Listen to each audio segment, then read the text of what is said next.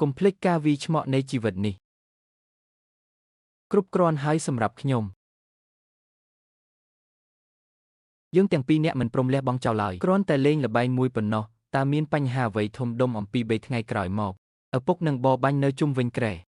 តើអ្នកណាអាចទទួលបានសក្តានពណ៌ស្នោះខ្ញុំនឹងទៅជាមួយអ្នកណាដែលខ្ញុំជ្រើសរើសប៉ុន្តែនៅទីនេះគ្មាននរណាម្នាក់ត្រូវបានអនុញ្ញាតឲ្យប៉ះគ្រួសារឈីនពីមុនមកទេសក្តានពណ៌ដែលមានសក់តែមួយខេនឡានអ្នកដឹងច្បាស់ណាស់ថាសក្តានពណ៌គឺជាឪពុកតើអ្នកណាបានបរបាញ់សត្វដែលព្រះចៅអធិរាជចូលចិត្តអ្នកណាក៏ដោយជាជនក្បត់ជាតិវាគួរឲ្យចាប់អារម្មណ៍ណាស់ដែលខ្ញុំខ្លាចថាវានឹងឯកោនិងពិបាកពេកឈីនឡានតើអ្នកគិតថាជីវិតនេះអ្នកអាចគ្រប់គ្រងស្ថានភាពទាំងមូលបានខ្ញុំចាប់ហើយយើងត្រូវមើលថាពេលណាសត្វក្តានស្ធ្លាក់តើអ្នកនឹងស្លាប់នៅក្នុងដៃរបស់អ្នកណាលីសៀវឆេងហ្វូបានចាក់ចេញទៅជាមួយនឹងដៃអោរបស់គាត់សម្លឹងមើលខ្នងរបស់គាត់ម្ដងទៀតមើលក្រចកដៃរបស់ឈៀវយ៉ាន់ដែលនៅក្បែរខ្ញុំដោយស្ថិតនៅយ៉ាងជ្រៅក្នុងបាតដៃរបស់អ្នកថ្ងៃនេះជាថ្ងៃល្អតើអ្នកណាអាចឈ្នះរង្វាន់លេខ1ខ្ញុំនិយាយមែនទែនអ្នកដែលជាបងប្រុសទី5នឹងទទួលបានរង្វាន់ម្ដងទៀតជំនាញបាញ់ធ្នូរបស់អ្នកគឺមិនអាចប្រៀបផ្ទឹមបានកុំឲ្យខ្ញុំព្រះបតាអធិរាជខកចិត្តសូមធានាកូនប្រុសរបស់អ្នកនៅថ្ងៃនេះយើងមិនត្រឹមតែត្រូវការឈ្នះរង្វាន់លេខ1ប៉ុណ្ណោះទេថែមទាំងត្រូវការដើម្បីតាមប្រមាញ់នរណាម្នាក់ដែលគ្មាននរណាម្នាក់ហ៊ានប៉ះពាល់ប្រាក់រង្វាន់ព្រះបតាព្រះចៅអធិរាជព្រះករុណាខ្ញុំបានឮថាមានសត្វក្តាននៅក្នុងទីធ្លាបបាញ់នេះជាប្រផ្នូលល្អសម្រាប់កូនប្រុសរបស់ខ្ញុំចង់ទិញសត្វក្តានពណ៌សមូយក្បាលឲ្យពុកខ្ញុំនោះជាវត្ថុខាងវិញ្ញាណដែលរងរបួសវាប្រហែលជាមិនមែនជាពរជ័យសម្រាប់គាត់ទេព្រះករុណាស្ត្រីដ៏រៀបទៀបម្នាក់នេះហ៊ានឮពីសត្វក្តានសិប្រសិនបើលោកម្ចាស់ទាំងពីរអាចផ្លាស់ប្ដូរចិត្តមនុស្សបានតើគាត់ពិតជាអាចនាំសត្វក្តានមកវិញបានទេប្រសិនបើខ្ញុំត្រូវឲ្យកូនស្រីខ្ញុំលេបទឹកមាត់ថ្វាយព្រះករុណាលេបត្របាក់ការពិតឬភាពមិនពិតនៃប្រផ្នូលល្អនេះ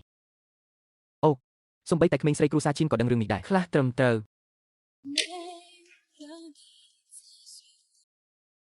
អូសូម្បីតែក្មេងស្រីគ្រូសាឈីនក៏ដឹងរឿងនេះដែរនោះជាការត្រឹមត្រូវឈីនឡានតើអ្នកខ្លាចខ្ញុំនឹងសម្លាប់គាត់ទេខ្ញុំនៅតែខ្លាចថាសៀវយុននឹងស្លាប់នៅក្នុងព្រៃនៅខាងក្នុងខ្ញុំគ្រាន់តែខ្លាចថាព្រើនេះនឹងធ្វើឲ្យព្រះករុណាប្រឡាក់ទីជម្រកបរបាញ់នៅខាងក្រោមបងប្រុសទី5គ្មានដានរបស់ព្រះបតាធិរាជនៅទីនេះទេដូចជាចូលលះបង់ភាពលាក់ពុតរបស់អ្នកមកលាក់ពុតបងប្រុសឲ្យក្នុងជីវិតនេះមនុស្សគ្រប់គ្នាសុទ្ធតែមានអនុស្សាវរីយ៍នៃការលេងហ្គេមបងប្អូនទាំងនោះខ្ញុំមិនយល់ថាទង្វើរបស់កងគួរឲ្យស្អប់ខ្ពើមទេតែត្រឹមត្រូវថាការទទួលបានចំនួនយោធាមានន័យថាវាអាចផ្លាស់ប្ដូរជោគវាសនារបស់អ្នកអាយុ89ឆ្នាំនេះមិនអាចសម្លាប់ខ្ញុំបានទេហើយពិភពលោកនេះក៏មិនអាចសម្លាប់ខ្ញុំដែរចាប្រសិនបើ Tenland នៅទីនោះឥឡូវនេះតើសត្វក្តានពណ៌ស្នេហ៍ណា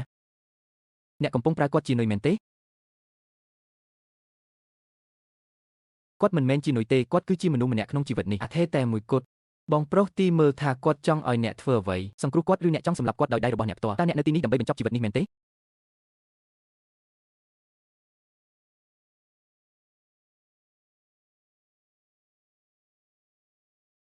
នៅពេលដែលអាប់តូសៃបាត់ទៅឈីនឡានបានឈរនៅគែមច្រាំងថ្មចោតមួយនៅក្នុងដៃរបស់គាត់ប៉ុន្តែគាត់ពិតជាកំពុងកាន់កូនតូចមែនសត្វក្តានសឹកប៉ុន្តែនៅក្រោមជើងរបស់វាត្រូវបានគ្របដណ្ដប់ដោយស្រទាប់ក្រាស់គ្រឿងសឹកសម្រាប់ចាប់សត្វគ្មាននរណាម្នាក់ក្នុងចំណោមអ្នកមិនគួរចូលមកជិតជាងនេះទេយ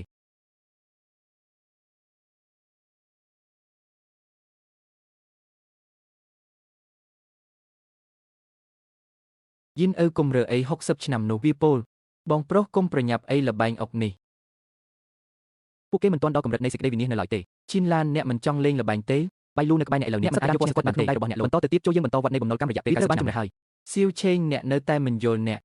កខ្ញុំភ្នាល់ជីវិតខ្ញុំលើអ្នកទេខ្ញុំភ្នាល់ជីវិតរបស់អ្នកបេះដូងឈៀវឆេងអ្នកនៅតែមិនយល់តើអ្នកគិតថាខ្ញុំកំពុងលេងល្បែងជាមួយជីវិតរបស់ខ្ញុំមែនទេខ្ញុំភ្នាល់លើចិត្តរបស់អ្នកឡានអើហុចដៃមកខ្ញុំនឹងណែនាំអ្នកដែរខ្ញុំលេងចង់បានរាជបល្ល័ង្កទៀតហើយខ្ញុំក៏អាចបានវិសាសៀវយុនអ្នកលេងចង់បានបល្ល័ង្កទៀតហើយឬតើអ្នកក៏ហប់នាងបែបនេះប៉ុន្មានដងហើយយកព្រមទេតើពេលណាដែលអ្នកមិននៅនីតិចុងក្រោយតើប្រធានបានជ្រើសរើសកៅអីមួយណាសត្វក្តានស៊ីកានេះមិនមែនតតែសោះសញ្ញាណដ៏ល្អប្រសើរក្នុងជីវិតនេះខ្ញុំផ្ទាល់កៅអីស្នេហាត្រូវបានរៀបចំសម្រាប់អ្នកឈីនឡានតើអ្នកកំពុងធ្វើអ្វីស្នាមប្រឡាក់ឈាមគឺជាសញ្ញាល្អមួយវាជារបស់ដាសុងសៀវឆេងក្នុងជីវិតនេះអ្នកនឹងមិនទ្រង់បានក្លាយជាអធិរាជហើយអ្នកសៀវយុនអ្នកនឹងតែងតែខ្ញុំមិនអាចទទួលបានខ្ញុំទាំងមូលទេកុំធ្វើអីហើយអ្នកសៀវយុនអ្នកនឹងតែងតែខ្ញុំមិនអាចទទួលបានខ្ញុំទាំងមូលទេកុំធ្វើអីអាឡាន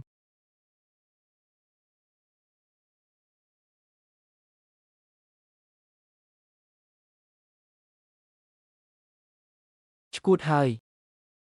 សំណាងល្អរបស់ខ្ញុំបានប្រែក្លាយទៅជាបែបនេះទិដ្ឋភាពដ៏គួរឲ្យភ័យខ្លាចបែបនេះប៉ាវីជាគ្រោះថ្នាក់មួយកូនប្រុសរបស់អ្នកគ្រាន់តែចង់ការពារធានកូនស្រីព្រះករុណាជាអម្ចាស់ស្ត្រីជាប្រធានមានទោសសត្វក្តានស៊ីកាបានរងរបួសដែលបណ្ដាលមកពីត្រូវបានបង្រៀនដោយនរណាម្នាក់មនុស្សមួយចំនួនឆ្លៀតឱកាសពីប្រផ្នូលល្អដើម្បីអនុវត្តការធ្វើអត្តឃាតបងប្រុសទី5ហេតុអ្វីបានជាអ្នកទើបតែយកដាវចង្អុលទៅរកអូនប្រុសអធិរាជរបស់អ្នក